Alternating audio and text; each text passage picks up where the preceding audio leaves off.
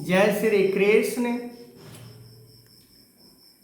मनुष्य के अंदर परमात्मा ने इतना शक्ति लगाकर इस धारा पर भेजा है, इसके अंदर ऐसे ऐसे गुण लगाकर इस धारा पर भेजा है, ऐसे इंद्रिया को लगाकर इस धारा पर भेजा है कि संसार के विषयों से, कामनाओं से, इच्छाओं से ये बच सकता है। पर मानव अपने आप को समझता ही नहीं है, अपने आप को पहचान नहीं कर पाता है और उसे ये भी पता नहीं होता है कि परमात्मा से शक्तिशाली ये संसार में दूसरा कोई नहीं है। फिर भी वो संसार को प्राप्त करना चाहता है, वो कामना के बस में हो जाता है, वो इच्छाओं के बस में हो जाता है और लास्ट में उसका जो परिणाम निकल कर आता है, कामना से युक्त इंसान का परिणाम इस जीवन को हार जाना, कामना से बचकर निकल जाना, ये जीवन का बाजी जीत लेना होता है। पर कामना को हम आसानी से भी जीत सकते हैं, कामना के ऊपर विजय प्राप्त कर सकते हैं, पर हम करना नहीं चाहते हैं। हमें कामना को छोड़ने में डर लगता है, कामना को छोड़ने में हमें दुख महसूस होता है, कामना को छोड़ने में सांसारिक उपलब्धि से हमें भय लगता है कि संसार के उपलब्धि हमें फिर प्राप्त नहीं होगा। पर जिन्होंने भी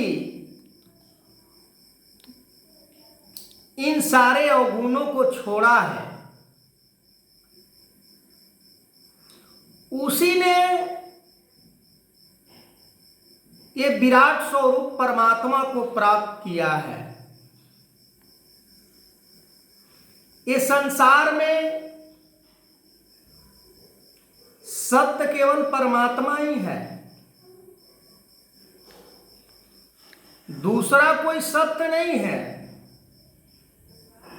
ये जितने भी नजर आ रहे हैं, चाहे सूरज की बात करें, चाहे चंद्रमा की बात करें, चाहे तारे की बात करें,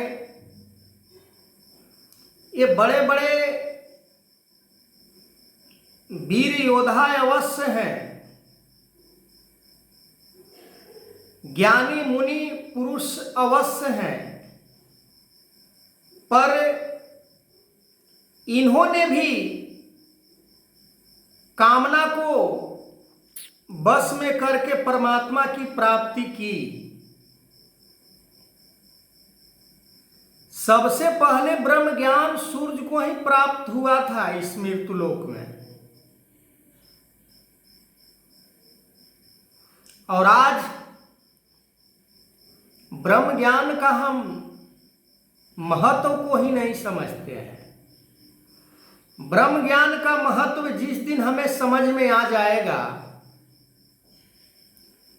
उस दिन ये नश्वर संसार को फिर हम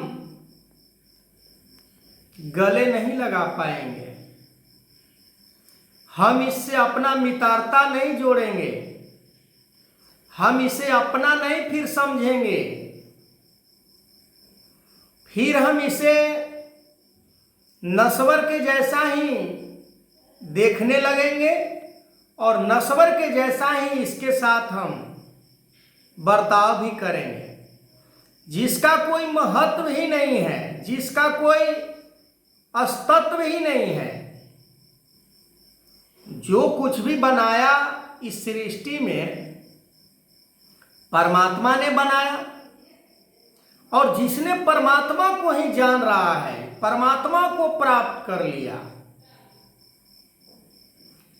फिर सांसारिक दुख और सुख के चक्कर में वो नहीं पड़ता, वो कामना के चक्कर में नहीं पड़ता। उसके मन के अंदर लेश मात्र भी कामना नहीं होता है। वो जो भी करता है वो योग बन जाता है, कर्म योग होता है। वो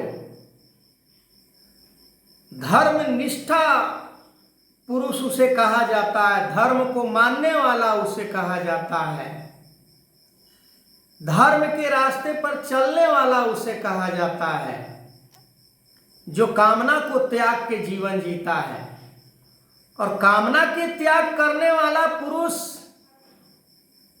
के पास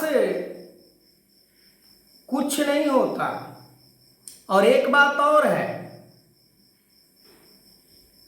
परमात्मा की प्राप्ति को छोड़कर संसार में जितने भी हम कुछ करते हैं, ये सब कामना के अंतर्गत हो रहा है।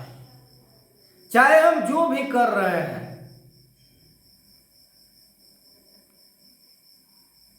काम कर रहे हैं,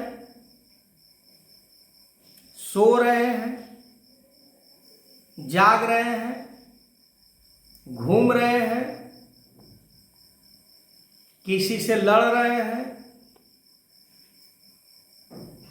किसी को दबा रहे हैं, किसी को पीड़ा दे रहे हैं।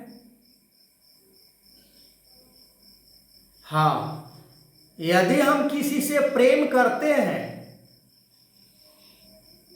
जब हम किसी से प्रेम करते हैं, उतने समय हम कामना को त्याग कर करते हैं। कामना रहित इंसान किसी से प्रेम नहीं कर सकता है।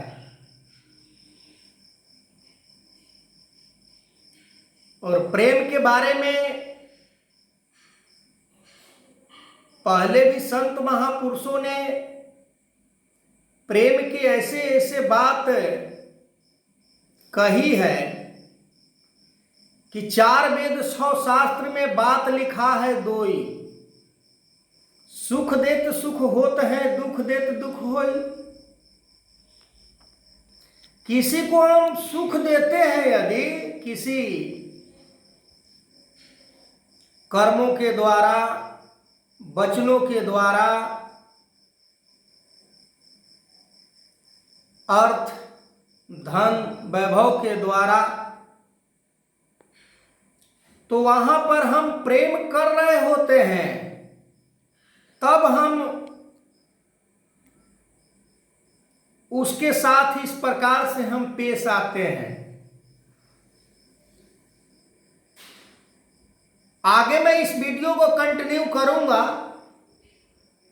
तब तक के लिए जय श्री कृष्ण।